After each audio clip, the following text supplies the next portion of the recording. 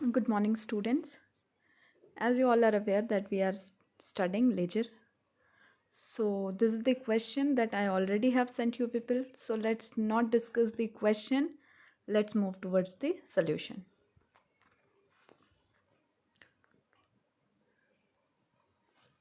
Here we have our journal entries.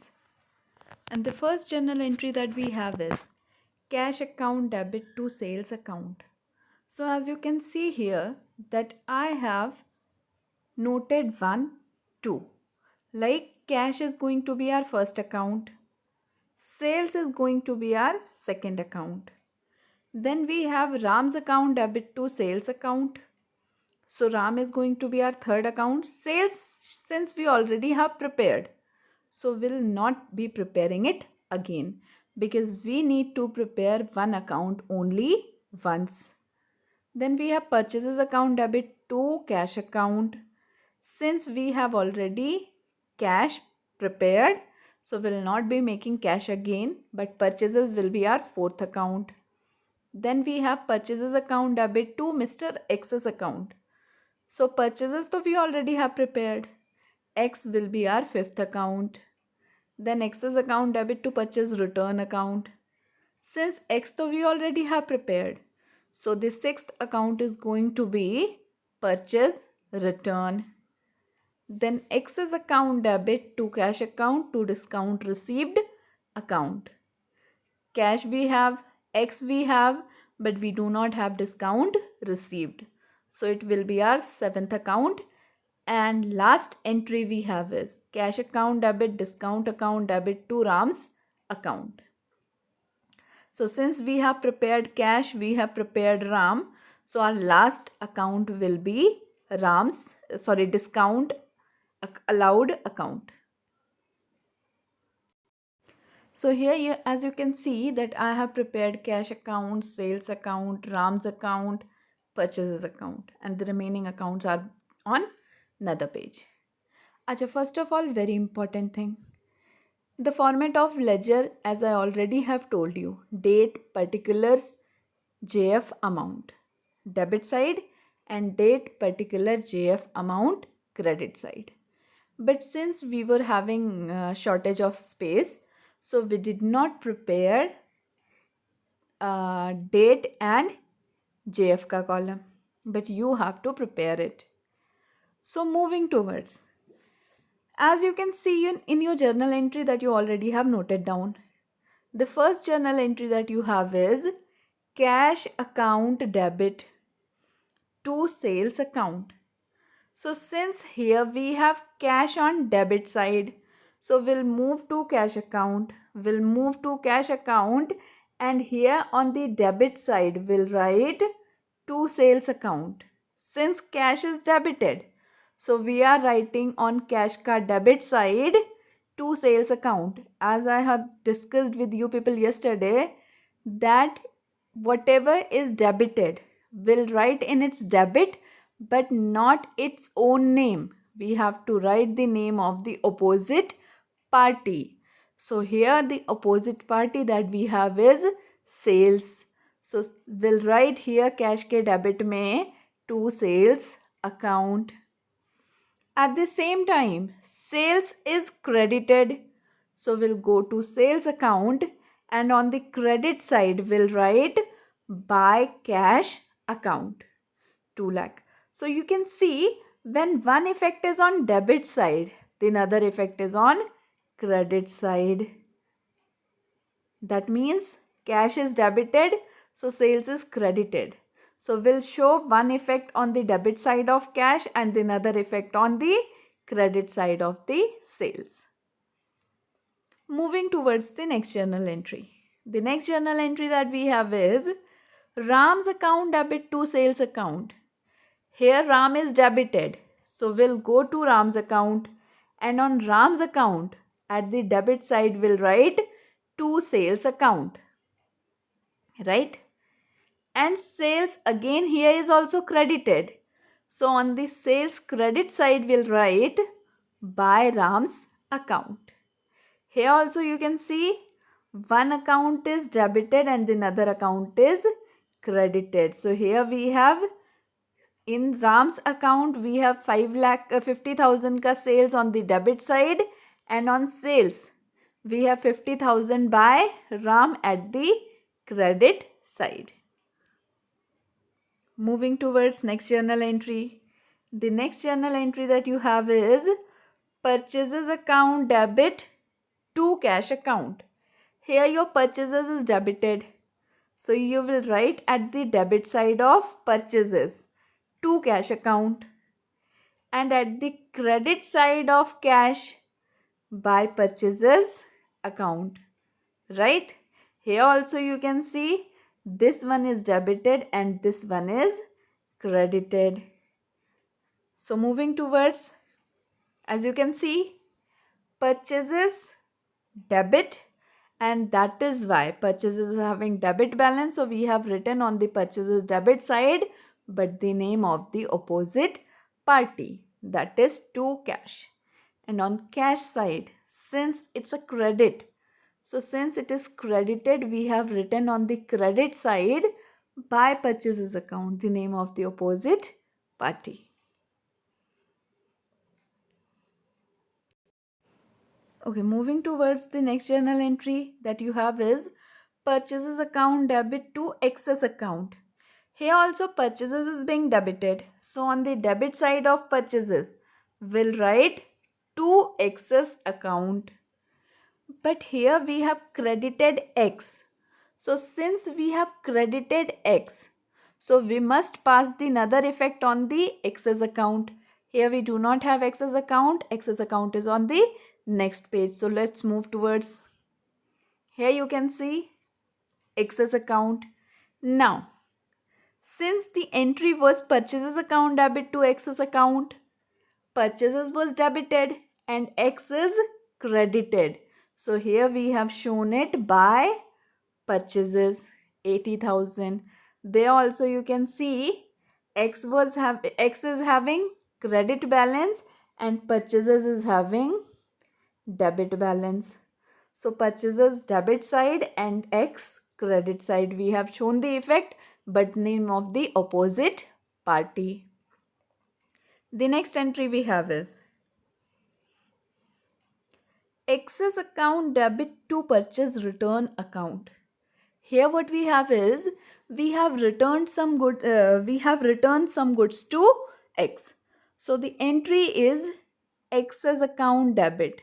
So here since X is debited and purchase return is credited, so you'll see to it that we have debited excess account by the name of purchase return. So we have written here to purchase return account amount rupees 10,000, and on purchase return we have written by excess account, that is 10,000.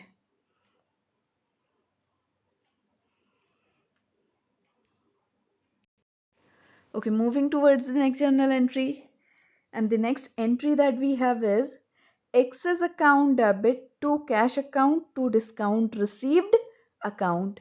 Now here what we have is X is debited. So we'll go to X card debit side. But here you can see that X is debited. But on the credit side we have two parties. So here we'll have to keep in mind that X is debited by both of them. So we'll go to X card debit side and we'll write, since X is debited and cash is credited, so we'll go to X card account and we'll write on the debit side to cash account amount rupees 68,000, and X is also debited by discount received.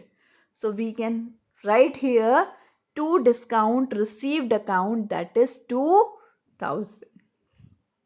Since X is paid 68,000, so 68,000 is shown in the cash column and 68,000 is shown in the cash column and 2,000 can be shown on the discount column. At the same time, cash is being credited. So we'll go to cash account. We'll go to cash account, and here we'll write is since cash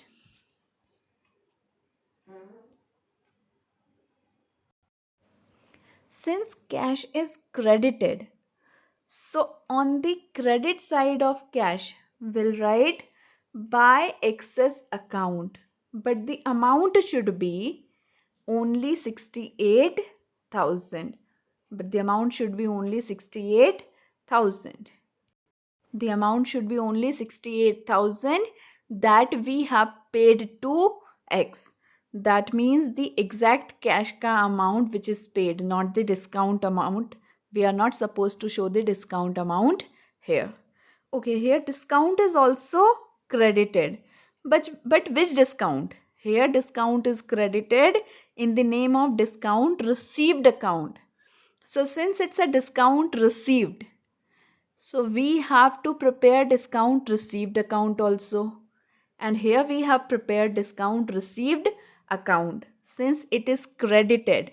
So on the credit side we are writing by excess account, and the amount is rupees 2000. That means the amount of discount allowed by X is shown here. And the last journal entry we have is cash account debit discount allowed account debit to Ram's account. Here what we have is we have received cash. We have allowed discount to whom? To Ram. So since entry is cash account debit, so we'll go to cash account. On the debit side we'll write to Ram's account because we have received this cash from Ram. So to Ram account and the amount 49,000. Discount allowed is also debited. So we'll go to discount allowed account. Here always remember discount received and discount allowed are two different accounts and they need to be prepared separately. So on the discount allowed account, we have written on the debit side to Ram's account. Amount is rupees 1000. And now Ram is credited. So we'll go to Ram's account, and on Ram's account we'll write by cash account 49,000 and by discount allowed account 1000. Since Ram is credited by two things, cash and discount allowed, so they both need to be shown on the Ram's account. Okay, so here we have finished with our journal entries posting into ledger. Now, as I have told you people that every year ledger account need to be closed down. So here we'll close all our ledger accounts to get the exact position of our business. So here let's start closing down the accounts one by one. First of all, we'll close cash account. Acha, always remember that we'll calculate the accounts, that is debit side and credit side, but we always have to write the balance whichever is higher. Yesterday I had been discussing with you people that we'll calculate both the totals but we'll write the only balance which is higher. So in case of cash, you can see that cash was credited by purchases and X, that is 30,000 and 68,000. So since it was debited with 2,49,000, so debit side of cash is higher than that of credit side. So we'll write 2 lakh plus 49,000, 2,49,000 both the sides. As you can see that we have written here 2,49,000 on both the sides. But at credit side, the balance was only 30 plus 68, that comes to 98,000. So it was only 98,000. But here we have written 2,49,000. Now how can we write it 2,49,000? So what we have to do is we have to subtract 98,000 from that 2,49,000. So 249 minus 98, the difference is 1,51,000. And this is the carried down balance. The balance which is left with us. Carried down, something which is left with us. So here we have to write by balance carried down. So carried down balance will always be adjusted on the side that is having lower balance. Here which was having credit balance. So since credit was having a lower balance, we have adjusted the difference through credit. And always remember, cash will always be having debit balance, because unless and until you have cash, you cannot spend it. So you always need cash balance to be more than that of credit balance so that you can spend. Okay, moving towards the next, that is sales account. Now here you can see that sales was credited by cash and RAM. So in debit we had nothing to do. Now since credit balance is 2 lakh plus 50,000, 2 lakh 50,000, and on debit side leave about balance carried down. Apart from this you had nothing to show. So you can say since debit was nil and credit was 2 lakh 50,000, so ultimately credit balance is higher than that of debit balance. So we have written this 2 lakh 50,000 both the sides. Now to make 0 2 lakh 50,000, we'll have to add all the 2 lakh 50,000 here. So we have written here to balance carried down 2 lakh 50,000. That means on the side which is having lower balance. If we talk about RAM, so RAM, we have sold goods to RAM for 50,000. Here you can see that we have received 49,000 and we have allowed him 1,000 ka discount. So since Ram's balance of debit and credit total are same as you can see here. So Ram's account is closed here. That means now we are not supposed to get any amount from Ram, neither we have to pay him anything. So we'll close down Ram's account by neutralizing the effects both the sides. The next we have is purchases account. Purchases you can see except for carried down balance don't focus. So except for carried down balance, the balance was on the debit side, that is 30 plus 80 comes to 1,10,000. So since debit balance was higher, we have represented this balance both the sides, and since difference is to be adjusted at credit side, since it was having lower balance of 0, 1,10,000 is carried down at the credit side. Okay, moving towards X's account. Now X's account, you can see that we have purchased from him worth 80,000 by purchase account 80,000. You can also see at the debit side we have written to purchase return account. That means out of those 80,000 we have returned him goods worth rupees 10,000 and we have paid him full settlement of 68,000. Now this is something interesting. Since we have purchased goods for rupees 80,000 but we have returned him goods worth rupees 10,000. So the available amount to be paid to X was 80 minus 10, coming to 70,000. Out of that 70,000, we have paid him 68,000. So it is represented through cash, and we have received discount of rupees 2,000. So here also you can see that 2 plus 68 plus 10 comes to 80,000. Here also 80,000. So X's account also is being neutralized here. That means X should not be shown in the books of account now, neither as receivable nor as payable, since we have adjusted the total balance of X.